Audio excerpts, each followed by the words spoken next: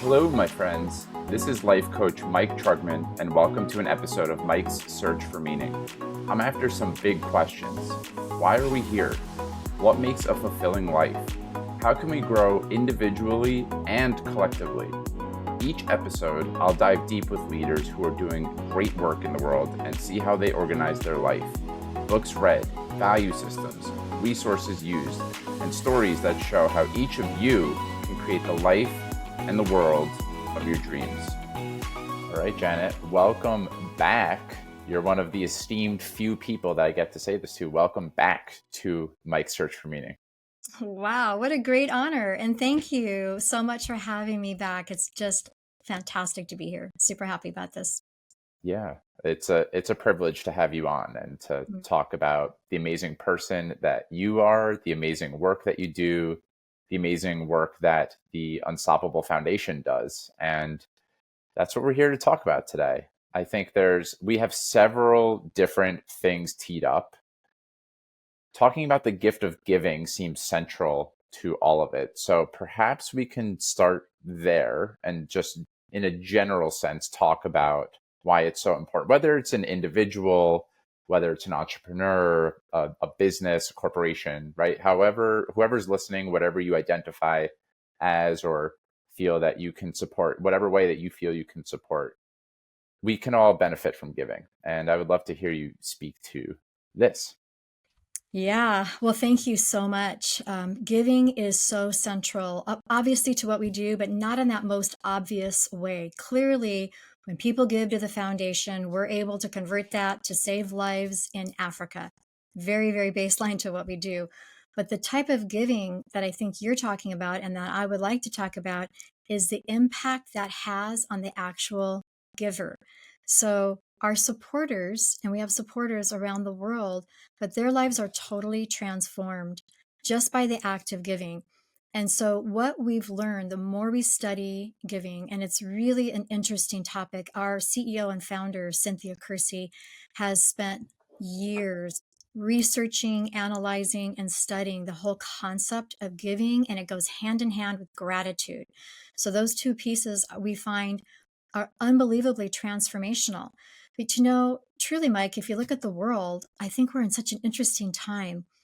I think that there are some really fantastic things unfolding in the world, and there are some challenges as well. I think culturally, we're seeing levels of depression rise. We're seeing numbers that are unprecedented, and we're seeing just climates of people not feeling great about themselves. And so I really believe that getting a shift in your mindset into doing something that serves somebody else can break off some of the dark parts of the culture, especially I think that our youth are experiencing. I think that it's a challenging season, but having something that you love more than yourself, that you're willing to give to, that maybe it feels in the moment like a bit of a sacrifice, it turns out to be the greatest gift. It loosens up something inside of us to be free, to grow. It truly causes us to prosper and be transformed.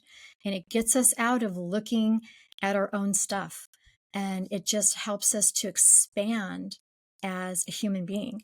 And so it truly is the greatest gift that we can do is give the gift of giving. And so we give people an opportunity to step into that transformation by providing the gift of giving.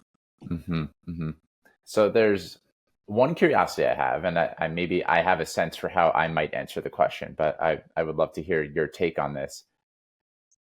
It feels so intuitive in a way that because we're such an interconnected species and such a social species, that when we do something that benefits other people, of course, there's an element of course, that would be beneficial for me.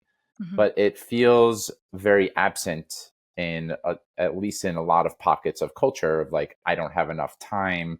I don't have the resources. Fill in the blank. There's all sorts of different reasons.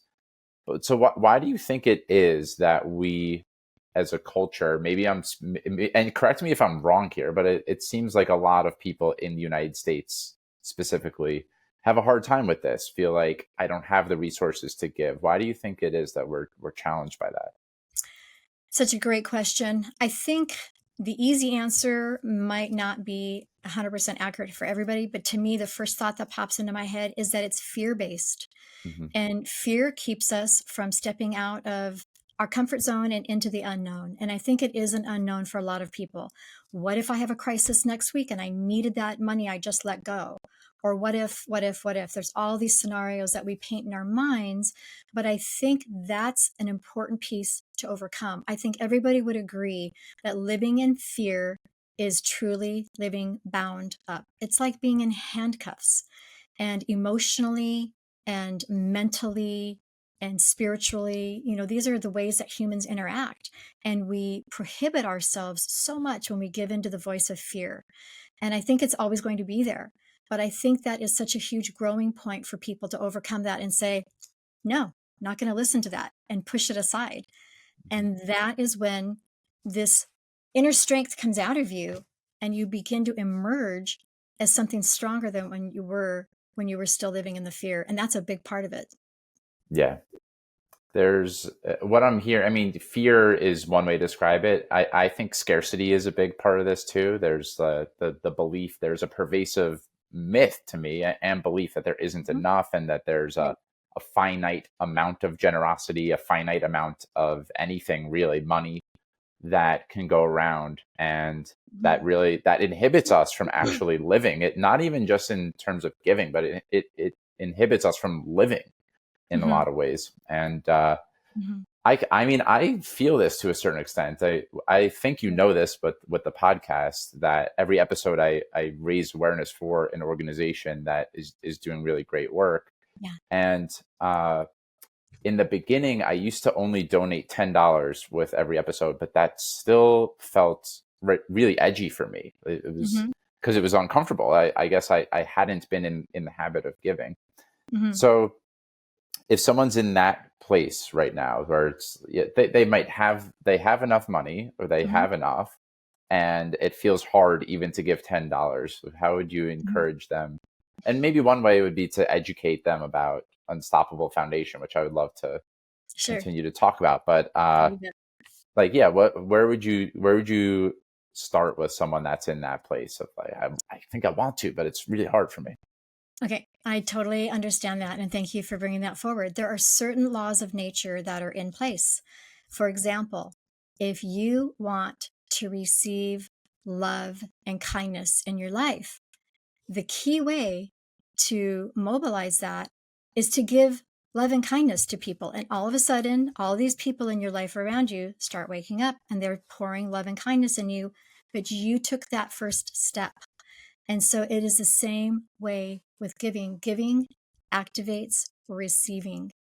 Giving activates receiving. And this is something that we really use in trying to help our corporate, students and supporters understand that in business, this is a powerful tool.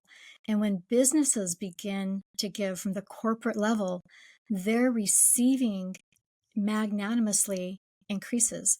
And the great late Bob Proctor was one of our, really one of our founding supporters, and had a lot to say to the foundation and about the foundation. And that's something that he emphatically stood by, that for his business, the more he gave to the Unstoppable Foundation, the more he watched his business grow around the world. And this is tried and true. And so it's a beautiful concept, but it really does help us to break out of that mindset of scarcity. If we don't choose to live in a mindset of abundance, we won't. For Hmm. sure, we will shrink back to that place of scarcity. And I know it's not unreasonable. I understand that the world is changing for a lot of people. And, there's young families, and there's people just trying to, get started in life, and it feels overwhelming. I can't share what I have. I barely have enough. I understand that. But the truth is, I have so many personal testimonial stories of supporters that came to us on the verge of destruction, both financially and also in many ways mentally and emotionally, and in faith stepped out and gave more than what they thought they could, and they were shocked to see what happened. I have a handful of success stories of people that have built empires that are unbelievably successful. And it started with giving out of what they believed entirely was their scarcity. And if you look at a bank account and there's no money in it, then certainly you can see in the red zone. And that's where some of these people came from. And they moved so quickly into the green. In fact, they've come back to me and said, I don't know how to explain it. It's like a miracle, but I really credit the Unstoppable Foundation. Not that we did anything, but we were the recipient of the gift and we helped them give. That's why it's a gift that we give to the supporters, because their lives turned around through giving. Yeah. There's a couple things coming up for me. So if people haven't listened to our first conversation, I definitely recommend you check it out, first of all. But second of all, in the beginning of that episode, we discussed how, Janet, how you and I met. And the way that we met, I guess where I'm going with this is another way that we can, their generosity can be more than just giving money also. It can be the way that we connect with people. And I donated a relatively small amount to the Unstoppable Foundation. And I got a very personalized, thoughtful phone call from you.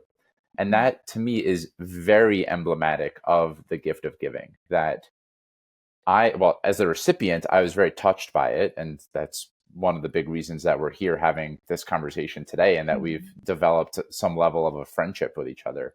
That's right. And you also got the benefit of giving, being generous, being kind, following that law of the universe. I love that you call it a law of the universe, that the thing that you are seeking, if you can be it and embody it, it comes back to you in spades. So I just love that as not just with generosity, but with love, with kindness, right? If you can focus on your being, that all of that comes back to your life and more. Yeah. And there are, you alluded to this a little bit in your answer. There are a couple of stories, I think, of like Tony Robbins comes to mind as a person who I think he said $7 was in his bank account. And The Rock is another person who at early on in their journeys that they had very little. And one of the first choices they made, it wasn't, I need to go out and be successful and then I will be generous. They, from that very tight place, or what most people would characterize as a tight place, made the choice to be generous. And they attribute a lot of their success to that choice, that they were giving even when they didn't have too much to give. Yeah. Are there a couple of stories, or does anyone come to mind, like you alluded to it a little bit, but maybe one example of someone who, and I think you've actually shared with me in the past that there was someone who gave you an amount that they weren't sure it was going to clear their checking account. Does that ring a bell? Yeah. That does. Absolutely. And I'm still in touch with this young woman, and she is just thriving in her life in every possible way. It's amazing what she's accomplished. And she's a leader in her industry, and she's a very public figure, and she's out there. But she was actually in tears on the phone because she'd made a pledge commitment for this amount. And then she had to confess that she didn't really have it. And so I was so tempted to just like Venmo her or swipe my card or whatever you do in that moment. But I knew that wasn't the point. This is not about dollars and cents. There's a principle here that we had to uphold. And I let her come to the decision to let that amount go through. And she circled back and fulfilled that pledge in the amount of time it took her. It took her a little moment, but she fulfilled that pledge. And then almost immediately after that, she started to bring in more money and more income. And her whole life has transitioned now. She had, as the story goes, and it's a very public story, so I'm not in any way divulging private information about her, but she had been walked out on in her early marriage and was very shamed, was told some very cruel things about her. She was broke, jobless, had to move in with her parents. It was a very humiliating time of life for her. And fast forward, she is now married to an amazing man who just treasures her in the right ways. She is pregnant with her first child. She left where she was born and raised and moved to her dream home in a different state where she'd always dreamed of living, kind of in the wild prairie. They're out in Wyoming in the wild, and with a huge property, just building an empire out there. And her business is absolutely thriving. She's doing so well, and it's so great to see her. But it's not just about money; it's about every area of her life is thriving, literally. And, life is not always perfect. Obviously, we both know life is a combination of highs and lows. That's just reality. So I don't want to try to paint this perfect, bigger than reality picture. That's not what I'm talking about. But the way that we learn to grow through generosity and gratitude, those two go hand in hand. But the way that our lives are transformed, we really can't limit what can come to us. There really is no limit. These are like deathbed wishes, Janet. This is what, when people look back on their life, if they didn't do the things that we're talking about, these are the types of things that people regret. And I'm in touch with that. And I had goosebumps thinking Yeah. about the way that you, like, what a powerful service it actually was that you didn't Venmo her or swipe your credit card or do the They thing that really would are. have, like, that is the tempting, it feels like you're giving the helping hand, but you, in a way, or at least this is the way I'm interpreting it, you allowed her to follow through on the commitment that she wanted to make in the first place, right? It wasn't that she was being manipulated into making the commitment. She wanted to make the Completely. commitment. Mhm. And that's, I don't know if she felt this way at the time, but I'm sure this was an incredible service to her, that you allowed her to, you didn't give the helping hand and the charity there, which I think can actually be a neat way to transition into, again, if people haven't listened to the first conversation and are curious Mhm. about learning about the Unstoppable Foundation, that this, to me, what I just said, characterizes the essence of Unstoppable Foundation. It's an organization that it's empowering people in Kenya. It's not offering this Mhm. helping hand and saying, we've got the answers, here you go. So Right. could you talk to us about the work that the Unstoppable Foundation does? I would be so happy to. So, we basically are a humanitarian organization and we empower lives through education. So, education is the key way to resolve poverty in the world. It's been proven over and over again. It's more valuable than any other form of aid is education. So, that's what we're about. But to achieve education, we have to first eliminate the challenges that these families that we serve in Kenya, as you mentioned, we're in Kenya exclusively right now. And these families were born into circumstances that prevent them from being able to fulfill who they were born to be or their potential in life. And so we come in not as a charity, not as a handout, but as a literal hand up. And that's what it means when we empower people. We teach them, we train them, we give them all the tools and resources needed. So we start with by bringing in good, clean, nutritious, balanced food and clean, clear drinking water. Those are two fundamentals to survival. And these are things that the communities where we serve, they do not have this.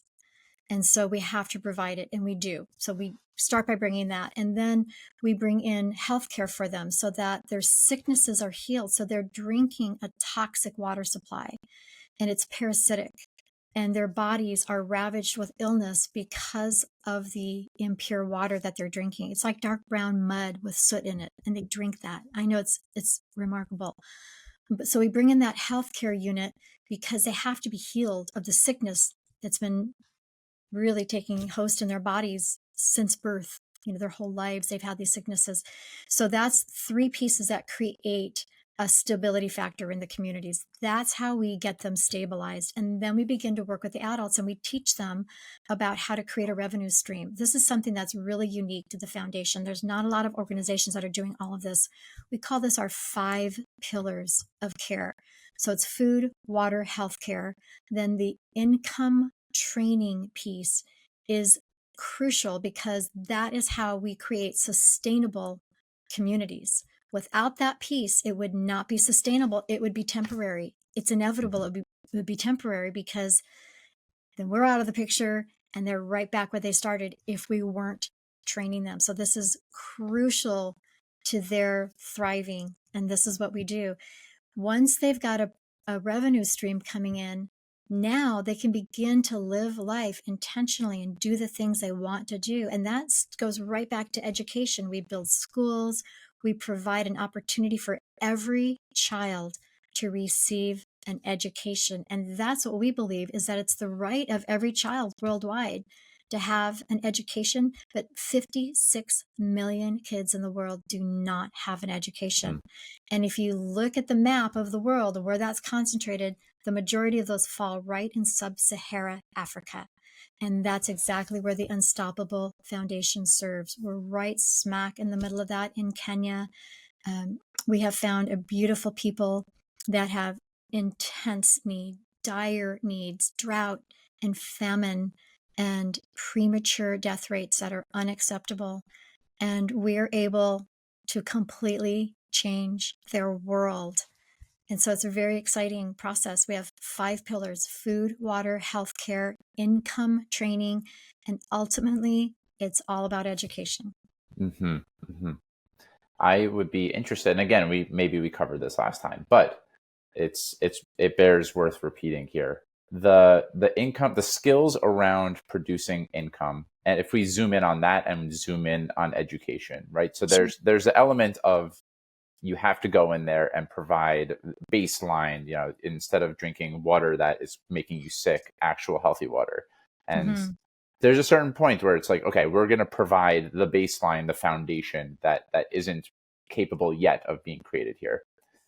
What are the fundamentals, if you will, of income producing activities and education that you're teaching them? I like one example that comes to mind from last conversation was teaching people how to be in conflict with each other and to voice your needs, which I actually think is that's something a lot of us in very educated areas could use some support with too. So I'd be curious to hear some of the things that you're bringing into Africa, which I think are also really applicable to us over here in the Hmm. States. Yeah. No, that's true. So when we look at income, first we do what makes sense, because they typically come from families that had some form of a revenue or some form of a living.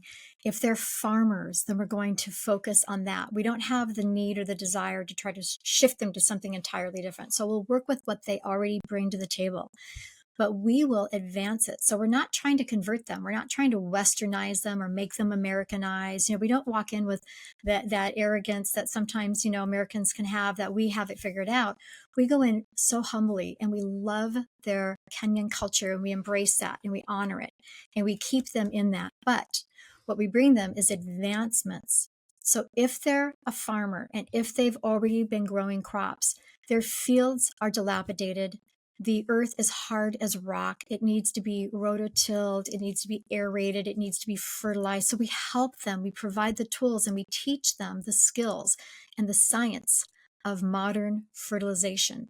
So we bring them these tools that will advance them in what they already know. And that makes the most amount of sense. Keep them where they already know, what they already love, and what they've done their whole life. But we advance them to the point where they can create a revenue stream. And once they've got money coming in, this is so crucial. This is another part that really sets the Unstoppable Foundation apart from what other organizations are doing out there. We teach them financial literacy. So think about this for a second, Mike. If you'd never had money, and somebody handed you $1,000, if you had not had money in your lifetime or any exposure to it, you really wouldn't know what to do with it. And so that's a very important piece, is that we realize that they've got the accumulation of wealth for the first time, maybe in their existence. And so we teach them how to best manage that. And that's our financial literacy training. And we teach them entrepreneurial thinking, how to have a business, how to raise a business, how to be a business owner, how to forecast for next year, how Mm. to how to think ahead, how to plan for their inventory. If they're selling products now to a market because their produce grew up and they were able to sell it and create that revenue, then they need to think about, what do I need to make next year even more successful? So these are skills that we are giving them that continue to grow them. It grows them academically and it grows them in their life skills. and it grows their income stream so that they will never go back. And it's teaching them independence from us. They're not dependent on us. They're learning resilience, how to overcome whatever might come their way, because we're going to get out of the way. We are not there forever. We are there for a time. We're partnering with them to give them all these tools, and then we release them into autonomy, into independence, stay in touch with them, Hmm. but they have to do it. They have to want to do it, and they have to be able to do it. And it's our job. This is what we've taken on. We give them the tools, and then we get out of the way. Hmm. I want to talk a little bit about education as well, but it's something that is yeah, it's a popular people bring it up a lot in the United States, and I think about this a lot.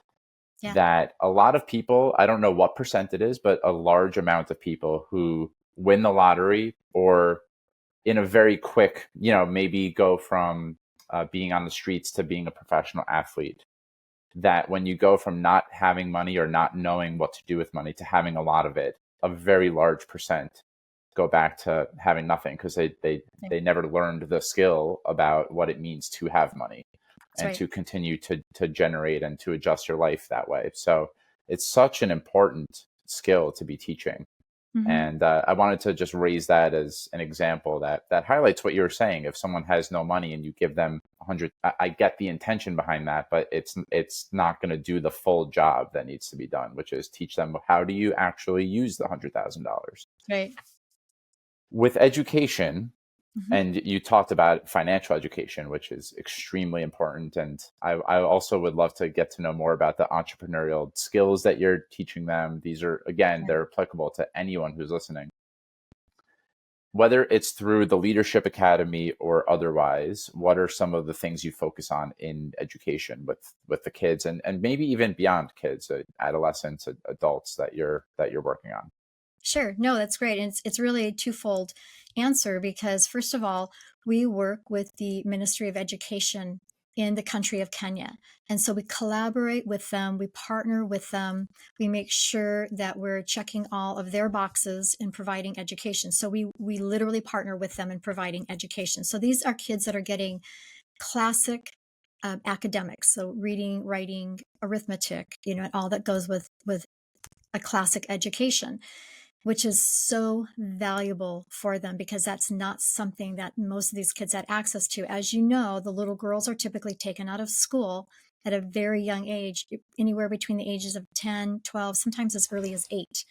And they're put to hard chores for the family, and they're being shopped for a marriage partner because the family cannot afford to feed all the mouths they have.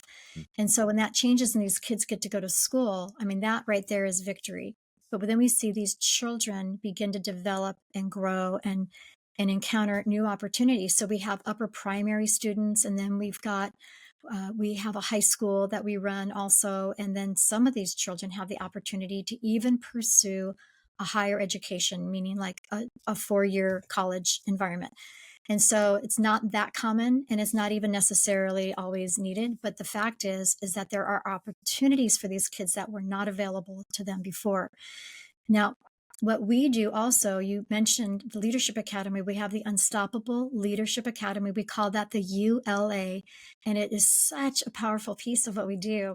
Very different, very unique. And we've actually created programming. It's a 6-course curriculum. It's developed over 2 years, how we deliver the programming. Some people can take the whole 2 years, some people less, but any piece of that training that you can get will transform your life. If you are living in sub-Saharan Africa and have nothing available to you, this is available. We make it available to adults in all the communities. We provide this to any accredited institution in Kenya. So schools, universities, trade schools, vocational institutes, anybody that is accredited will provide it for free. Our supporters provide the programming. As soon as the funding comes in for that, we give them, additional seats will open up, if you will.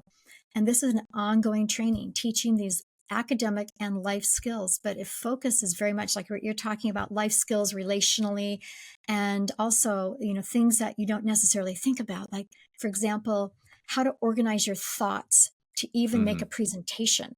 so baseline. And then how to be a public speaker and how to overcome those challenges. There's a lot of role playing involved here. And so this is at the academic level. Now, I've already explained that we're putting this into schools, universities, and trade schools, but also we provide this training ongoing at the Unstoppable Enrichment Centers. So these are buildings that have been strategically built around Kenya in our regions where we serve so that community members can have access to them free of charge. They can come in, they can take a class, they can enroll and become a part of this leadership academy. And what we've seen, the bottom line, is the transformation of them as an individual, learning leadership skills, but it translates back to their ability to earn an income. And that is paramount to ending poverty in this region. Hmm. So we've kind of, you've mentioned a couple of times, and this is something that you wanted to speak a little bit too. What separates Unstoppable Foundation UF from a lot of other organizations that are doing work in developing countries, and I think we've focused already on the building financial literacy, financial skills, Mhm. education. You're teaching them life skills like public speaking and role playing. I get jazzed up by this stuff. I think it's so exciting that you guys do that. Yeah. And the fundamental skills that we might take for granted, how to organize a presentation, it actually is so essential. Right. And then like arithmetic, English, reading, etc. Like Mhm. those are, it's really amazing that Unstoppable Foundation through donation alone is able to fund all of this. So Yes. I'm curious, is there anything that we haven't spoken about so far or maybe other distinguishing factors that make UF something that you're so proud to speak about, and that you go on lots of podcasts to talk about? I do, and I really do love this. I mean, for me, let me just circle back for a minute and share a little bit about my personal journey and how I've landed here, if you don't mind. I know I probably Sure. shared some of this in our first podcast, but it really resonates with me every day. So I have, as you know, I have raised 5 kids. I've got grandchildren now, and I feel just, it's hard to put into words how grateful I am for how well my family is doing, how successful they are. These kids are educated. They're not, certainly not kids now. Many of them are parents themselves. And to see them do so well in life, there's just no better way for me to express my appreciation for what's been given to me. I don't feel like, oh, I deserve that. Oh, we worked hard. It's not how I feel. I know it's a gift. I know it's blessing. I know it's grace. And so I take joy and pleasure every day in providing what my kids had to these children that don't have it, because I see how much a life can matter in this world. And I could go through each of my kids and tell you what they're doing and how they impact and how they give back to the society and to the community. It's amazing, but I won't bore you with all those details. But the fact is that what we pour into young people, we will get back tenfold. And so I'm just so motivated every day out of gratitude, a deep sense of appreciation for what's been given to me. And I feel like it's a responsibility. Hmm. And so I really believe in that, to whom much is given, much is required.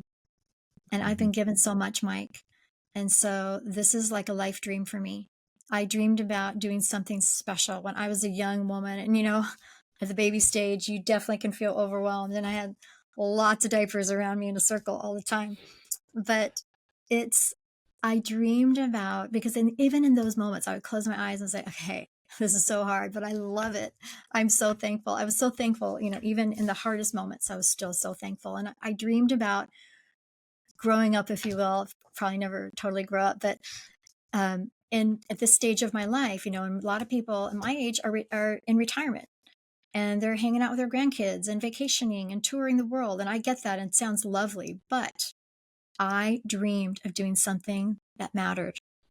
And it's just exciting for me that I get to be here. It's just a huge honor that I get to do this. And I'm grateful every day for what I get to do. So, yeah, it really does um, come into a very personal journey for me and the difference that we can make. And so I believe that every person can tap into gratitude and generosity. Those are life changing pieces. And if somebody is not feeling great about their life or feeling overwhelmed, it's incredible how much giving will make that shift. And I've been a giver. I've supported organizations.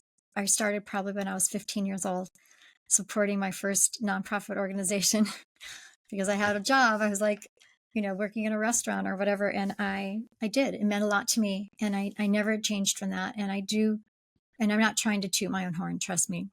I could do a lot more. And I see people that are so unbelievably generous that it is humbling every day to see how much people give. But I recognize that that is a crucial part of development as a human. And, Hmm. and I'm grateful for that. Mm.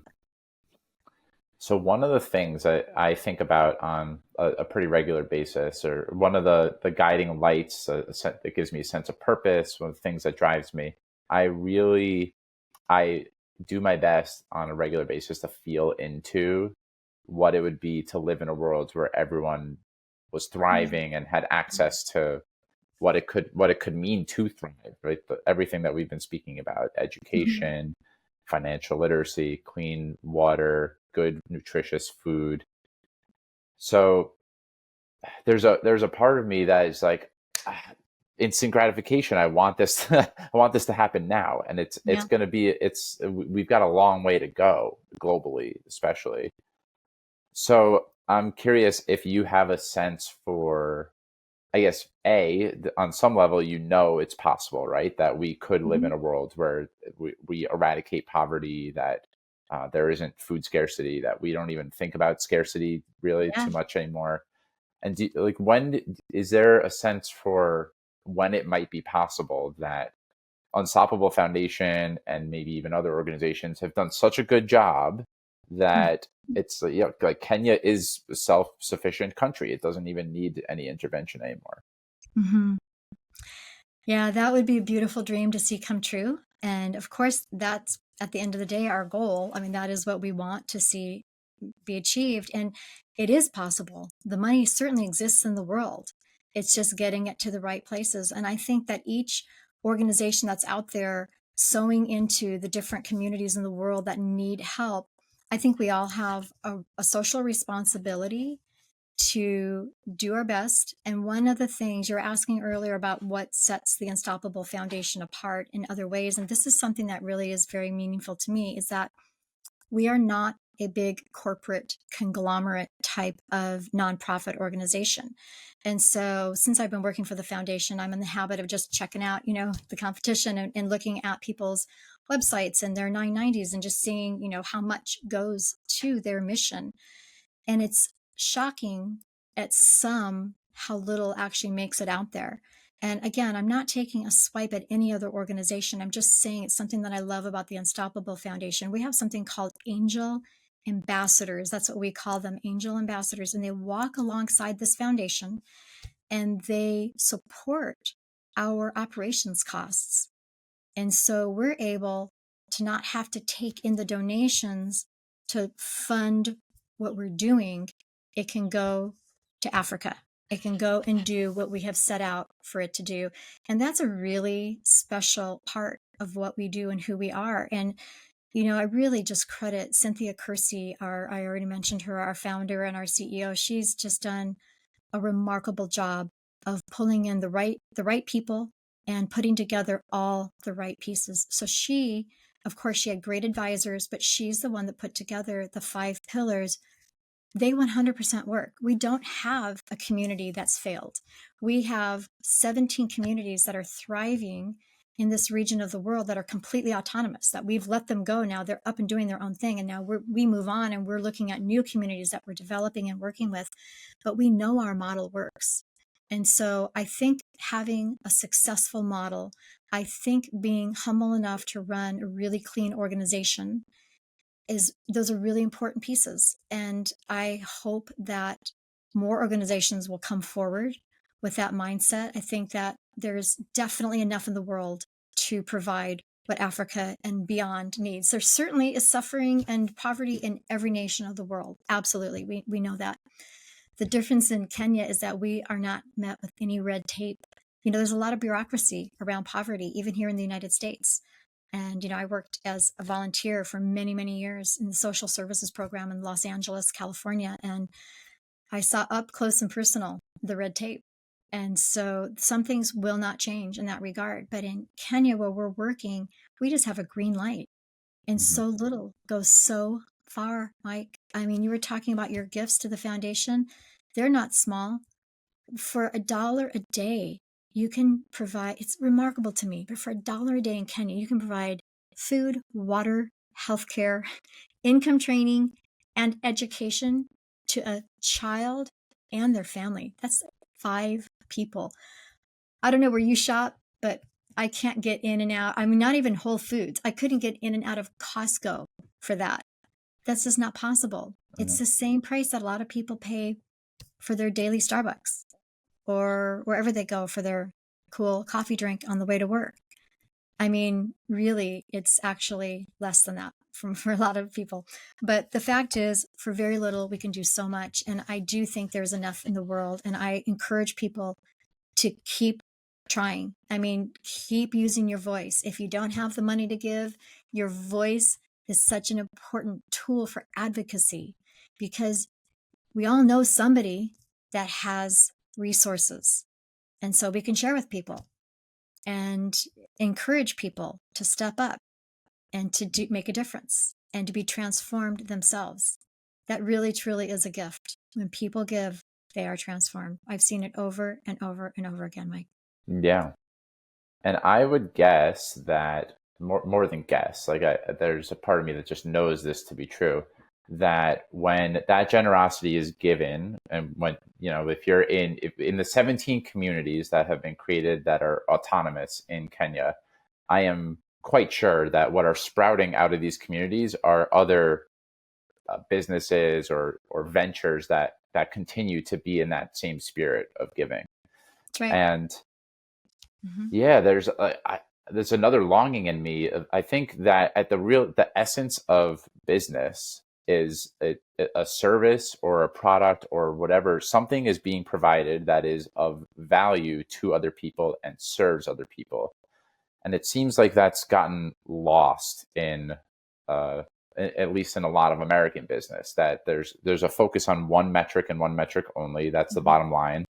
And Yeah. if that comes at the cost of the human spirit and all the other things that it comes at the cost of, the quality of the product, right? It's just like, can we make the margins thinner or as thin as possible so that we make Mm-hmm. as much profit as possible? That maybe this is me just being a little Pollyanna, but that in Kenya, it's probably not so tarnished when they're learning the fundamentals of business from this really generous place. So Mm-hmm. I think there's two elements of what I just shared that could be interesting to parse through is that how you Mm-hmm. look at businesses in general as vehicles for positive change or as a force for change in the world. Let's Mm-hmm. start there, actually. You bet. No, I have some strong defined thoughts about this. I think that it's obviously it's good for Africa. It's good for Kenya for people to give. But what people might overlook is how good it is for a business to be a giver. So even if your heart's not in the right place and all you want to do is grow your bottom line, giving will grow your bottom line. People trust an organization that supports that's something that's outside of their own greed, if you will, right? We all have, an issue with greed. We all want what we want for us. But when people can live outside of that in the corporate environment and that's on your website, that this is what we support, it automatically lets people know that you have a heart and that you care about the world. And even if like I said, if you have ulterior motives, if you're trying to grow your business, it's an effective tool because the fact is, when you're supporting, especially something reputable and proven, then I think people identify with that and they want their money to go to an organization that has a heart. I think that's really important to your general consumer. I think that really matters. It matters to me, and I have a strong feeling it matters to you too, Mike. It matters a lot. And Yeah. and so if I push on this a little bit, like one, the skeptic in me is saying, I know of organizations that are on some level doing lip service contributions or Mhm. dedicating a couple of days in the year where everyone does community service, which I think is great. And Mhm. I'm not saying that I think that's a great step. And it also feels like a check of the box or something, right? Or the way that diversity, equity, and inclusion has become an imperative in a lot of organizations where we hire 10% of our company needs to be people of color. It feels incomplete and not at the real core of what we Mhm. are talking about. So, Mhm. what would a business look like as a, at least in your view, in your estimation? I Mhm. really love the way that you talk about Unstoppable Foundation and what Unstoppable Foundation is doing. It's in a way the deliverance of really high quality education, food, all the Mhm. things that Unstoppable Foundation does. It Mhm. trumps all your own personal interests in a lot of ways, Mhm. and a lot of businesses, as the skeptic in me again, we have such a long way to go there, and I have a long way to go. Right, I'm thinking Mhm. about myself a Mhm. lot. So I Mhm. guess where would you encourage businesses that are in this place to go next, Mhm. or I guess what thoughts are coming up for you as I share all Mhm. this? Sure. So I think there's two audiences that let's just talk about leaders, like leadership at the top of an organization for a minute, making these decisions. Who do we support? How do we support them? And what does that look like? So they have two very active audiences. One is their employees. Their employees are watching their every move.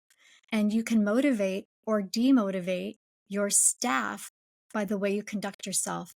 So I think that leaders know it's in their best interest to, generally speaking, be a really good person. I think there's a responsibility there. They are a role model. They have to set the standard, they have to set the example. So I think that's a really important piece. There are other audiences that, now I don't know exactly the statistics on this, but the majority of leaders have a family, whether it's kids or grandkids or nieces and nephews, but there's somebody else looking at their life and the way they live it. And this is a very important message to leave to the people that you care about. Those are two very important audiences that every leader has.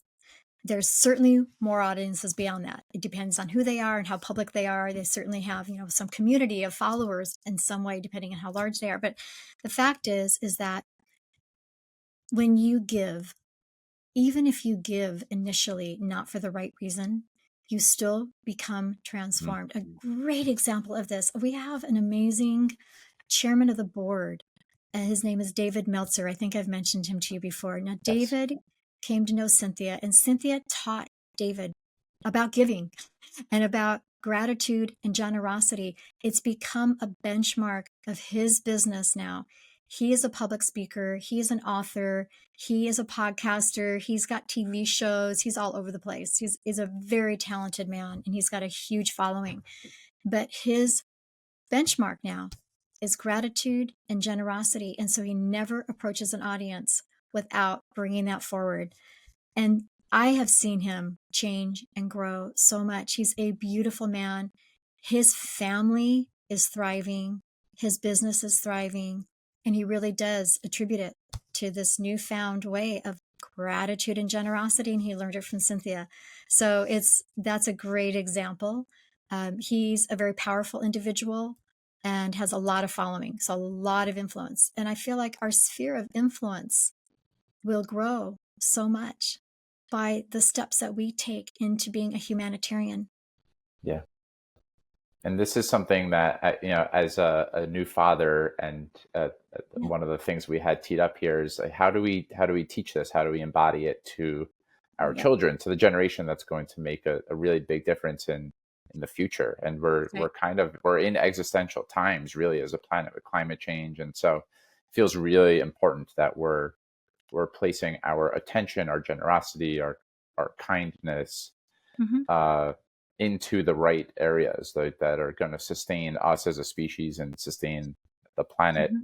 So I want to get there. I'm also really in touch with. I love what you just shared there. Twofold. One is there's this acting as if, in a way, like, even if it doesn't come from that spirit initially, it's Right. just you can't help yourself but once giving to feel the allure of it, the effect of it, even It's if it true. doesn't come from the right place, quote unquote, at first. It can still really transform you as a person. And what I was coming up with in my head is, who's the person that I most aspire to be? Like, who do I really want to be, or how would I model who I am to my children or to people around Right. me? What would I want to be remembered for?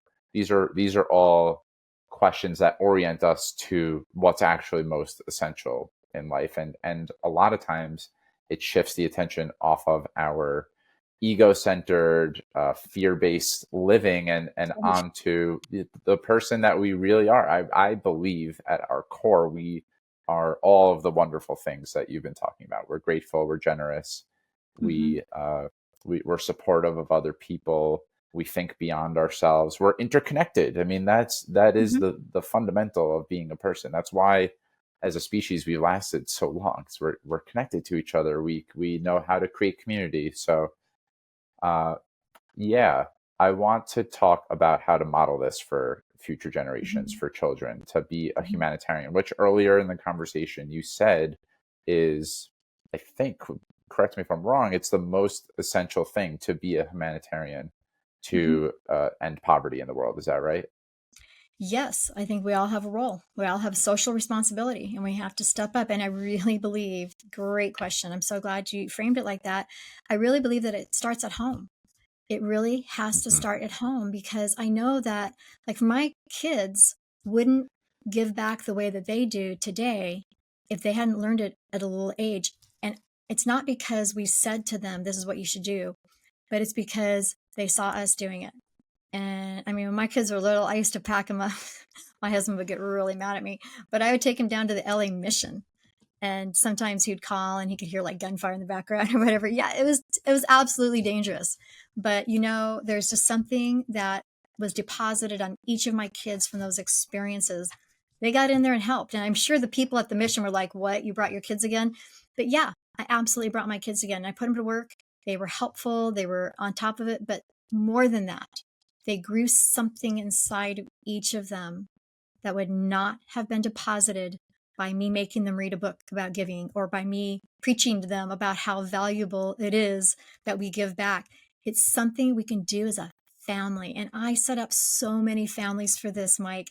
We have a program where you can sponsor, it's called Sponsor a Village. You can sponsor like a child, even if the most that you can afford is $31 a month. But for $31 a month, and you can sign up and it's a monthly thing, but you can make your kids be a part of it. And so we've got some great videos. We've got some just great tools and resources that pull the family together. I work with parents that say, okay, we want more. We want our kids to be more engaged. What have you got? And I'll put together a contest. We can do a fundraiser. Like, let's get their teacher at school involved. And the kids don't have to even be old enough to fully understand. They can be in first grade and the teacher's going to be all over it. You want to do a fundraiser for Africa? I'm in. And we have all the pieces put together. We make it really, really easy. We have a template, we have a fundraising page. You can create teams. They can, like, the different classrooms can compete against each other. But this raises up such a sense of pride in a child that they are doing something good to make a difference. And there's something very precious about kids helping kids. And Hmm. so I'm always advocating for that. I'm always trying to help encourage parents to, every now and then, school teachers come to me and I love to get them engaged. There's a lot we can do, and it doesn't have to be dry and painful. It can be Yeah. fun and exciting. And it has to do with our attitude. If our attitude is good about it, then other people's are going to be ignited by our excitement for what we're doing. At the end of the day, we're saving and empowering lives for these families in Kenya. We are taking girls off the marriage block and putting them back in school. We cannot even evaluate how essential that is, how critical that is, how important and powerful what we're doing is. And we all have a little small piece we can do. Together, it builds. Hmm. Hmm.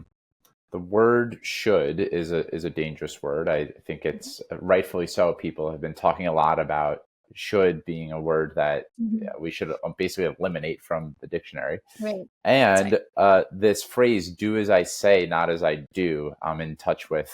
It wasn't about you giving them the book. It wasn't saying good people are generous and kind. It was, I'm going to take them and show them that this is important to me by going ahead and doing the thing. Yeah. And yeah, I feel personally inspired and challenged, with my son, even though he's only 7 months old right now. Mhm. I'm more in touch than ever with the fact that everything that I do is being soaked up like a sponge by another human.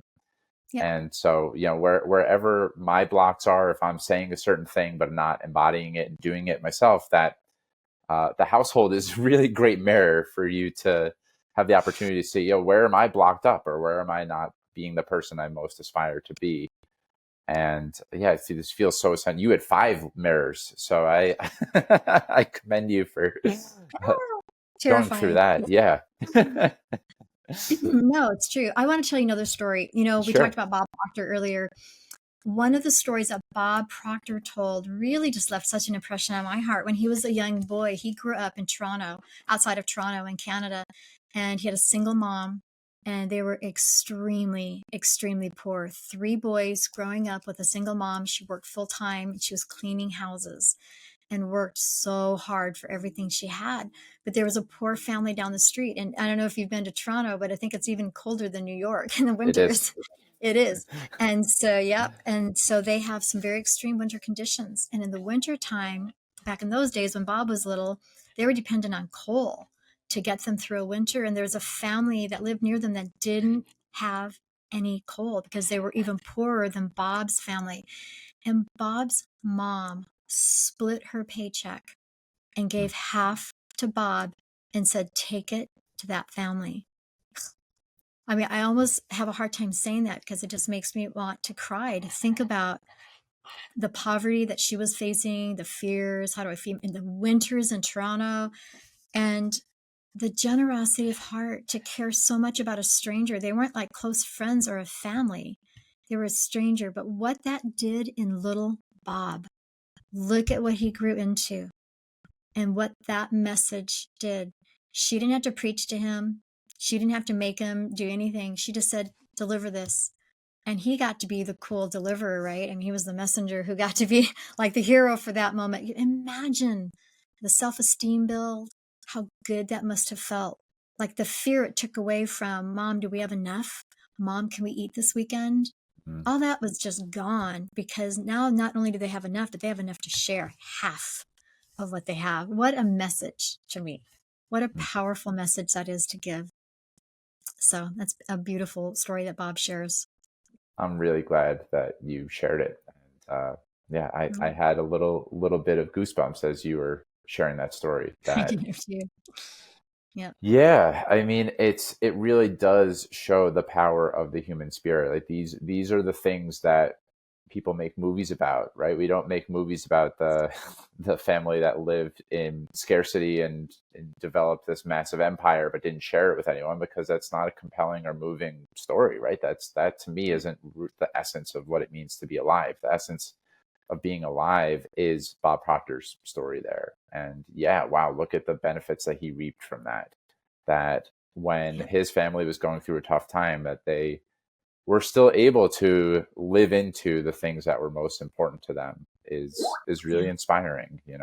I really am moved by that. So thanks for sharing it with me. And this actually Yeah. brings me, and if something else is coming up for you, I'm all ears. But I imagine that the people that you do work with in Kenya are full of wisdom and insight and lessons that you can learn as well. That they are in some way probably embodying these very qualities, despite having dirty water and have really no stability to speak of, especially in the way that we have grown accustomed to stability over here in the States.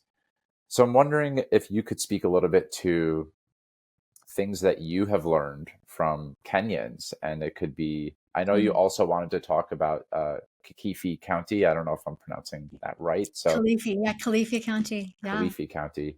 Yeah, Yeah. so it could be there or Kilifi County or otherwise, but just what have you learned from Kenyan Mhm. culture and Kenyan people? Well, a lot actually. And so they are a beautiful people. They are humble by nature beyond what I've seen in the world. They have such devotion to their community. So they have Mm, this incredible policy that even for those rare kids that I told you about get to go away to university, one of the risks that we run when we send our child out of state to go to school is that they're going to find a job or find a mate or somebody, and they're not going to come back, because that's another world. And we let our kids do that in this country. In Kenya, those kids would never consider that. They are so loyal to their community that everything they've learned and gained, even our college graduates, their heart is so excited to go back to their community. So the sense of family, for them, it expands beyond the bloodlines, and the community is their family unit. And so I feel that America right now is struggling with identifying and embracing the family unit. I hear story after story about families that have schisms, and they're estranged, and they're not talking, and they live on polar opposite ends of the country intentionally, because for whatever reason. And I just find that to see these people who have so little, to me, their priorities are in such the right order. And I am humbled by them and taught lessons by them on a daily basis. They are truly beautiful people. And to me, that's what matters. Hmm. I mean, I've lived long enough in this world to know that, lots of things come and go, Mike, but the family that we build around us does not. That is a constant, and it's the most valuable place to invest. And that's what the Kenyans do from the ground up. They start that practice very young, and I don't know how they bring that deep loyalty out in these kids. It's a beautiful thing. It wasn't bought with new bicycles and shiny stuff, that's for sure. Hmm. So there's some message of love and loyalty and commitment in there that it just speaks volumes about their goodness. Hmm. Yeah, and this again is something that is sorely missing here. I hear community is, and I speak a lot about community on this podcast and elsewhere Mhm, too.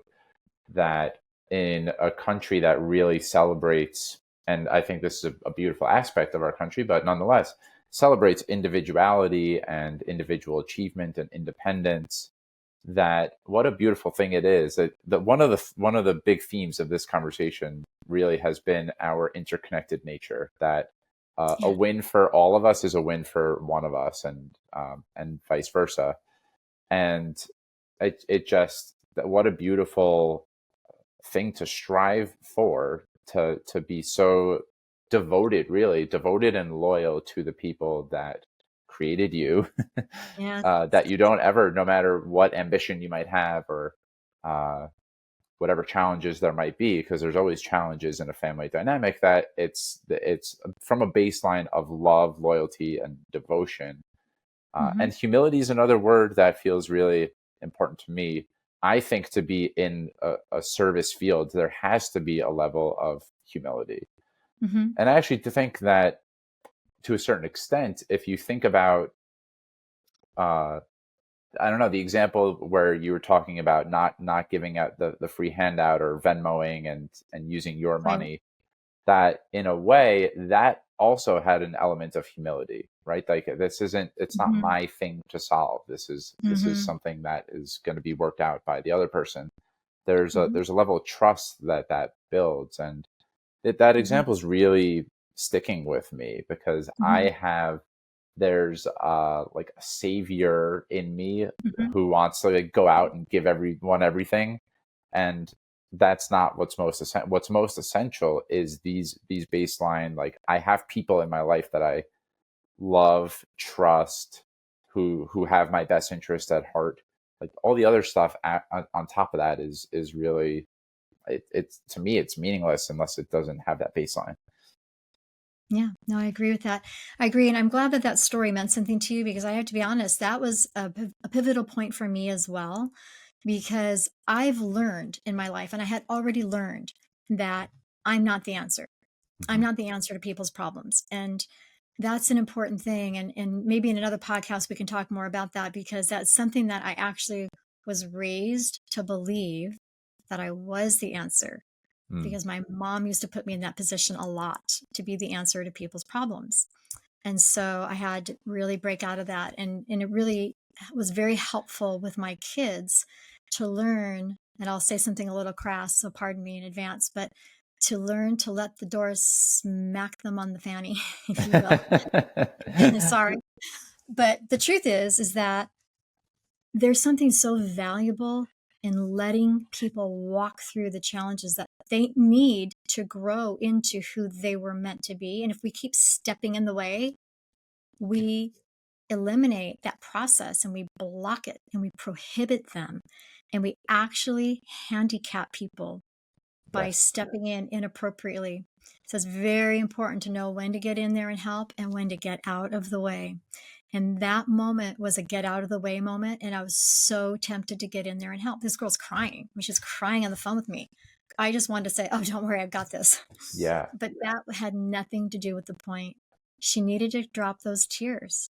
She needed to feel the angst. She needed to have the fear and the absolute utter despair in those moments. I know it sounds like a small reason to be despairing, but she was. It was her whole world was collapsing on her. So it was all of that. And by letting her figure it out, there's a very strong statement in this: I believe you can do it. Yeah.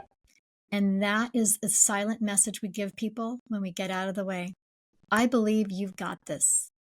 And sometimes having somebody believe that you've got it is all it takes for you to grab the bull by the horns and make it happen. Mm. So this is something I want to bring us closer to that moment again, because it's, I mean, if it's not already apparent and obvious, I'm really, it's a powerful example. And I think that we can all learn a lot from it.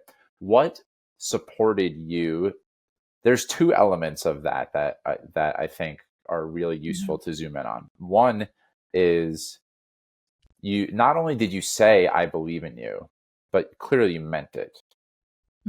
And so one thing that I'm drawn to here is maybe what supported you in actually believing in her, because there's like, that would be that's something I'm continuing to work on. And as a coach, when I work with my clients, there's still like, I really have to work on this, Janet, that I think that I have responsibility for helping them with whatever the thing that they're bringing to me is, right?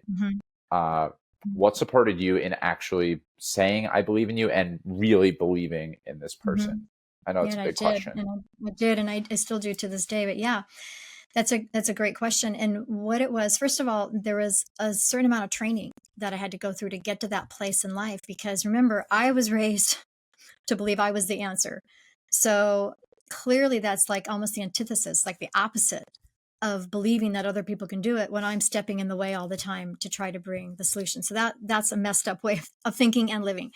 And so there was some training involved, some great books that helped me figure that out. I'm grateful that I'm in a marriage that I've been in for, more than 3 decades, that we've always read books together. It's one of the first things we started doing when we were first dating.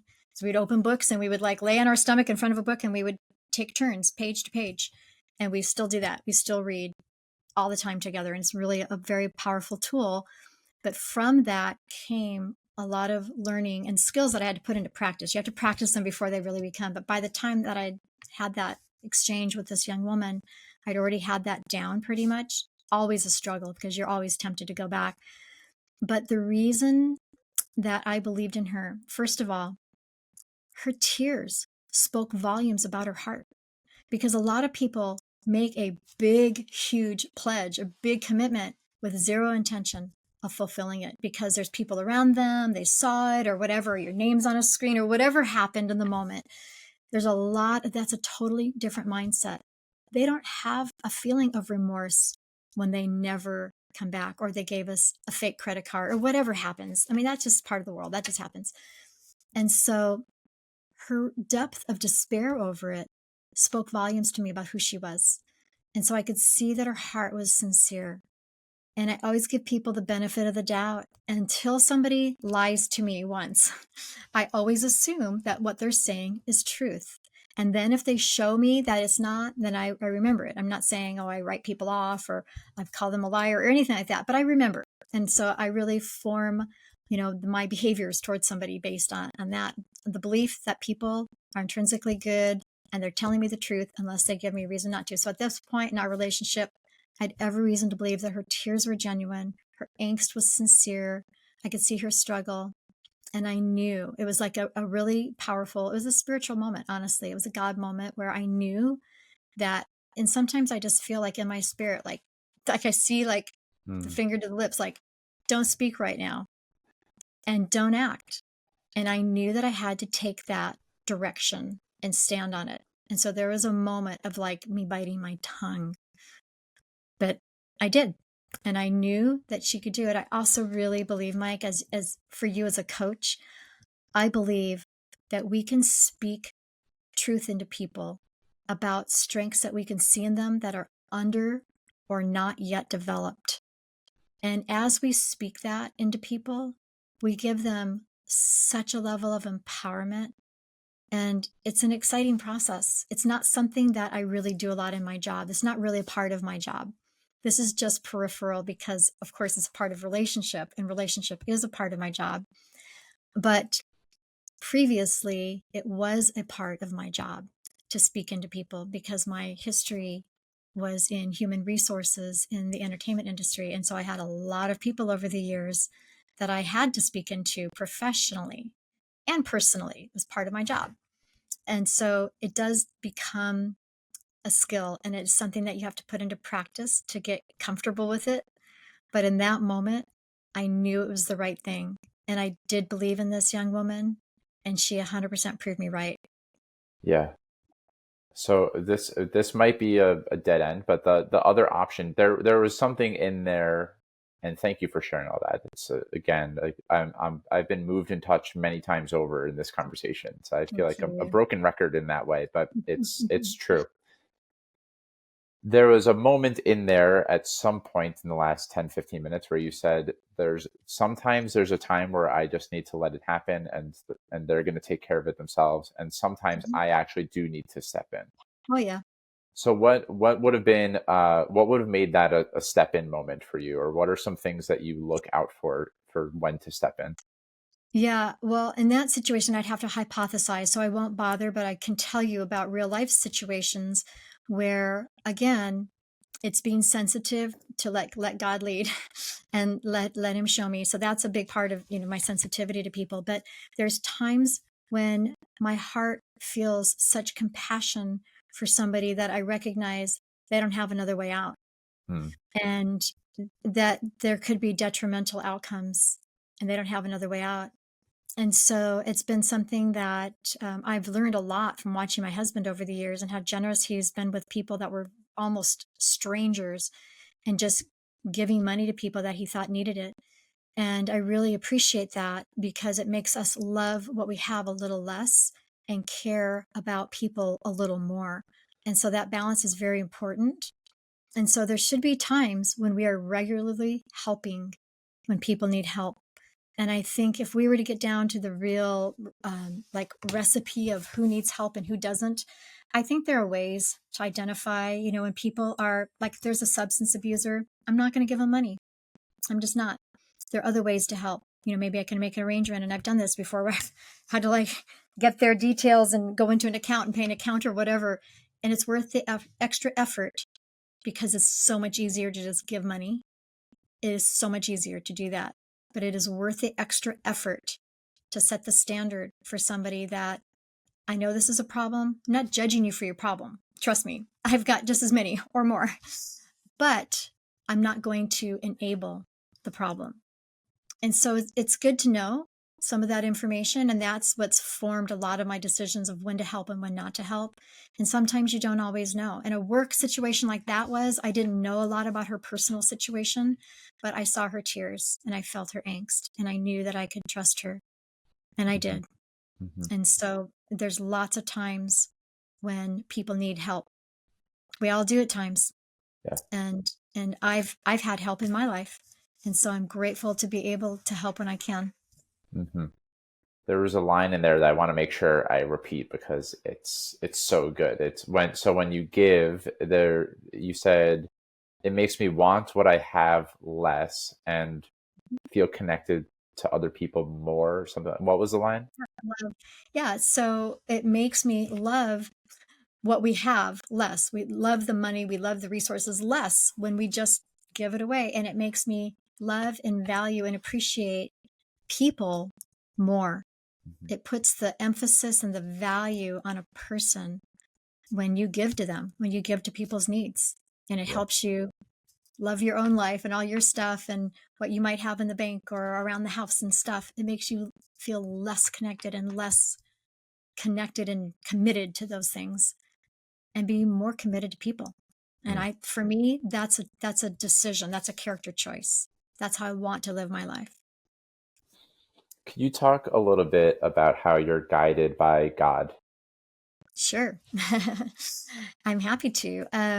So for me, my faith is a very important part of my life. It has been for many, many years. The majority of my life, it has been, and I think that it's the result of investment. I think when you invest a lot in a spiritual relationship and you pursue God, then I think you get the luxury of having Him be present in your life.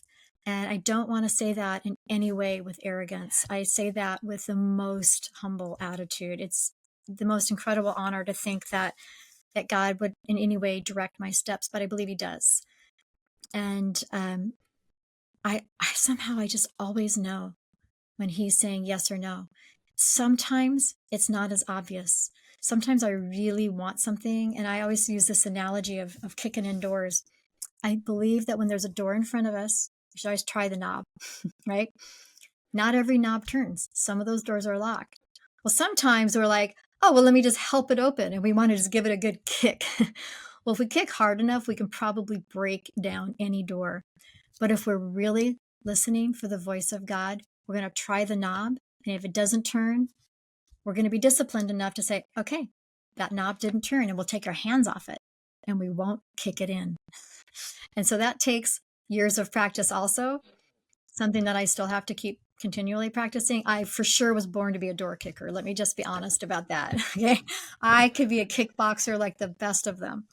But I am learning in my older years to trust that when that doorknob doesn't turn automatically, I take my hand off it.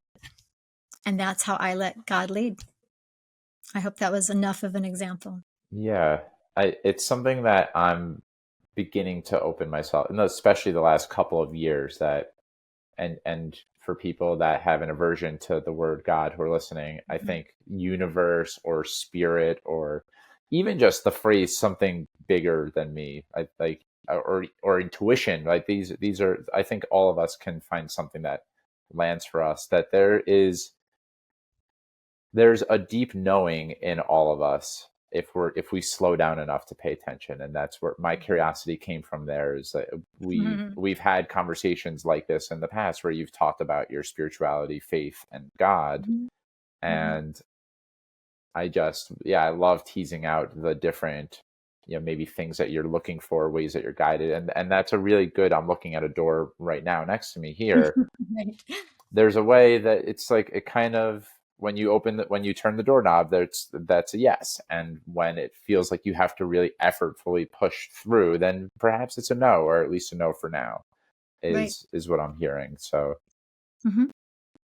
Jen, is there yeah, go ahead if there's something else that you want to No, say about that. I just want to finish that thought. There are times when the door opens and beyond that door, you just have adversity after adversity. Now, that doesn't mean no to me.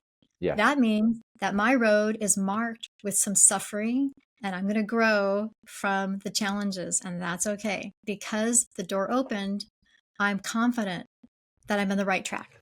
So I try not to look back and say, oh no, what if I made a mistake? I think that leads to a lot of indecision. And that's one area that I think is a gift that I have, is that I'm a strong decision maker. And I don't flounder on decisions. I don't waver. Once I've opened that door and I've walked through it, I'm not going to go skirting back as soon as I run into challenges. I'm going to keep pressing through because the yes was the doorknob. The fact that it wasn't locked.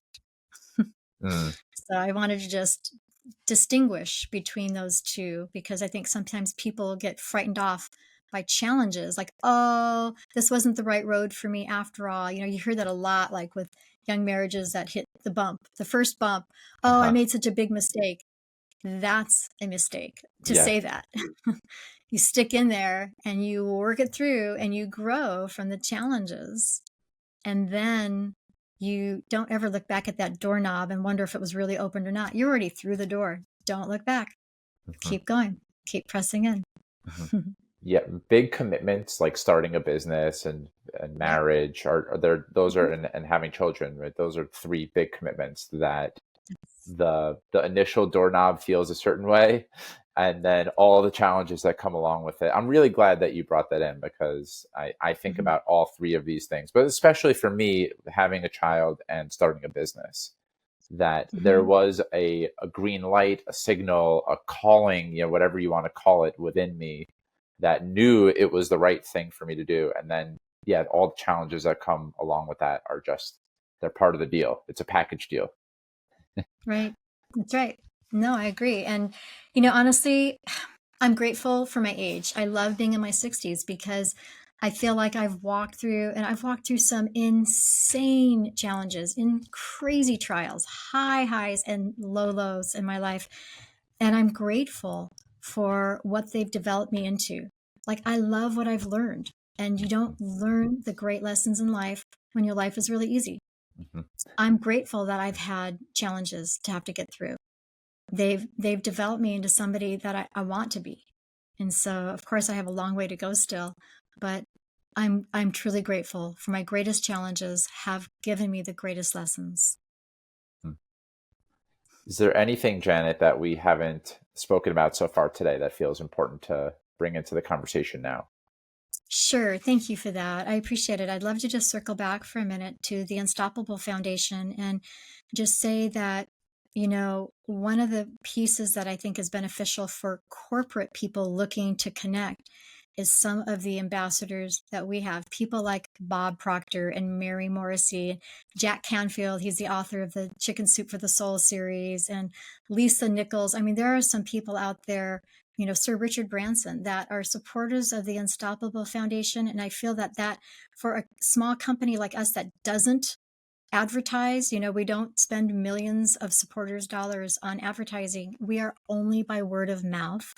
And so I just want to say, to have that level of endorsement from that level of quality people is a really important part of what we do, and the success of people thinking about even supporting us or becoming engaged in a business relationship with us where they support us through their corporation saves lives, takes little girls off the marriage block, puts them into school, transforms communities, provides everything these people need. Thousands and thousands of people have been touched by the Unstoppable Foundation, and we have thousands and thousands more to go. We have people on our waiting list. Mm. So I would love to just make an ardent invitation if somebody's thinking about it. I think that we have a proven track record, we have a proven model, and I think that our endorsements from quality people in the world speaks loudly for who we are. So I would love to see more people walk alongside us. The more people that come, the more kids we can save. Hmm. And what more reason do you need, even if you're stuck in scarcity? Then Janet really broke down the way that a Mhm. dollar works in Kenya to a lot That's right. different than the way it works here. So a dollar goes a long way. Janet, I'll make sure that I talk about the Unstoppable Foundation and ways that people can connect with the Unstoppable Foundation in the introduction. It'll all be linked in the show notes as well. And just a couple of quick questions. I know that we're both pushing up on our time boundary Yeah. here, Hang but on. I've got an alarm set too. We're good. yeah, so I'm intrigued by, there was a point where you were talking about how books, I mean, you and your husband read together, which is beautiful. There's Yeah. a book, maybe a book that you would recommend based on today's conversation. And specifically, when you mentioned books, you were talking about the way that you learn to pay attention to, like, when do I step in versus when do I just really believe in the person. And they're not, I made it in Mhm. either or the way I framed it there, but you get what I mean. Yeah. No, so there's a psychologist that we follow named Henry Cloud. I don't know if you've heard of Henry Cloud. He's I haven't uh, actually. yeah, Henry Cloud. He wrote the Boundaries series. Actually, co-authored it with another psychologist. But Henry Cloud has a whole mentality and whole business built on boundaries. And boundaries basically help people identify what's our role in a relationship and where that starts and stops. really important to know where it starts and stops, and where the other person in a relationship, where their role starts and stops, because most people don't have good boundaries. So we've got givers and we've got takers in this world. And so boundaries helps you identify how not to be the one who's always giving, and feeling resentful about it. It's a very interesting mentality. But he wrote a book that we just read. My husband read it first, and he's like, oh, we've got to read this book together. And it's called Never Go Back. Well, where's my book? Oh, I just moved it. I think it's called Never Go Back, but I'll send it to you. But it's a look at the mistakes that we've made in life consistently, but it analyzes the heart of the mistake and how we made it and why we made it and what it's hitting at us psychologically that's a little off, like a deficit in us. So I was sharing with you that there's a book written by a psychologist named Henry Cloud. He's the author of the Boundaries series. There's several books in that series. You might have heard of them. And it's an interesting series. It talks about where our relationship responsibilities start and stop, which is really an interesting way to look at it. So basically it's comparing who's a giver and who's a taker, and you know what I'm talking about in relationship that way. And it's really interesting when we start assuming our responsibility for both ends of those. It's a great book series, but this particular book, it's called Never Go Back, and it's the 10 things in life you'll never return to, but it analyzes the internal mechanisms in us that allow us to keep making the same mistakes over and over again. I'll tell you, I just read the book for the first time last year, and at my age, it kind of rocked my boat. I wish I had read it about 35 years ago. So I highly recommend it. It's very eye-opening. I think it's easy for us to see these tendencies in other people, but what's really important is the ability to look inward and see it in ourselves. So in any case, highly recommend it. I just want to thank you again for an amazing time of visiting and sharing hearts and being able to just really advance the mission of the Unstoppable Foundation. Thank you again, and I look forward to talking to you soon. Take care. Thank you so much for taking time out of your day to listen to Mike's Search for Meaning. If you enjoyed it, please subscribe, share this episode with your friends, and leave a review. I look forward to seeing you next time, my friends. And until then, stay safe, stay well, and keep living with purpose. Peace.